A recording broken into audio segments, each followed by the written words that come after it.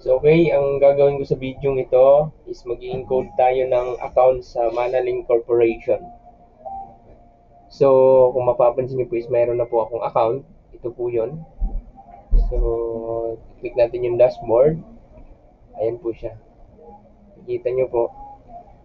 And then kapag mag-encode na po kayo ng new members, i-click niyo po itong network structure account. And then trinary tree. And after nyo pong maklik, makikita nyo po yung account ko. So, napaka-simple. Mamimili ka sa left and right kung saan mo siya ipipwesto.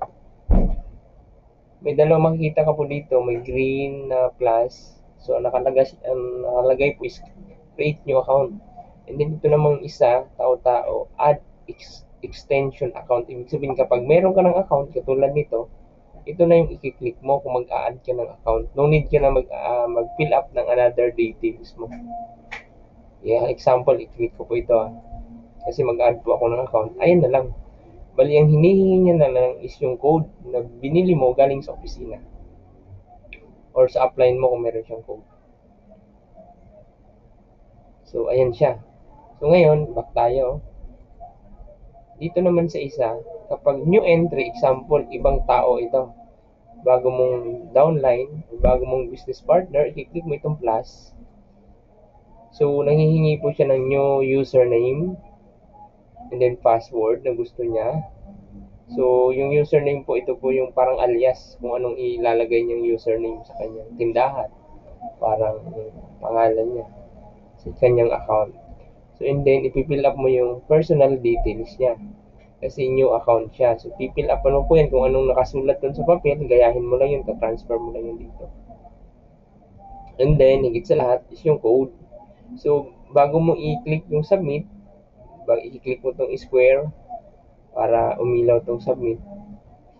Tapos, itong type above code, gagayahin mo na to. And then, ang napaka-importante dito is itong dalawa. Itong sponsor account kung saan siya madudugtong. Example, ikaw yung naka-recruit, ikaw yung direct. Pwede itong ikaw yung sponsor nito. Kasi sa'yo aakit yung direct referral.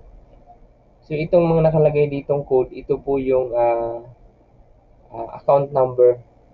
So, yung placement naman, kung saan to siya nakapwesto, ito hindi to mababago. Ito yung sponsor account na babago to kasi kung sino yung tatanggap ng direct referral, kung sino po yung naka-recruit. So, yun po yun siya. Kaya nababago ito. So, kailangan mo lang, alam mo yung account number mo. So, doon mo yan makikita. Dito mo po yan makikita. Yung account number mo. Ayan, ito. Itong, yan po yung account 943 and last. So, balik tayo sa kanina. Ano ba tayo kanina?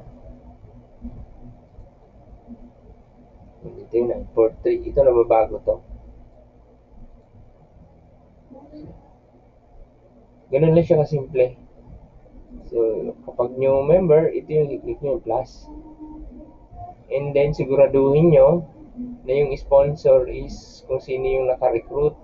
Kasi hindi kapag namali po yan, sa iba po yan, sa iba po madudugtong yung direct referral. Sa ibang tao, aakyat yung direct referral. So, ito yung tandaan mo itong dalawa. Ito, hindi na mababago kung saan mo to siya clinic. Example, i-click mo to siya dito sa may right side. Ayan, sa right.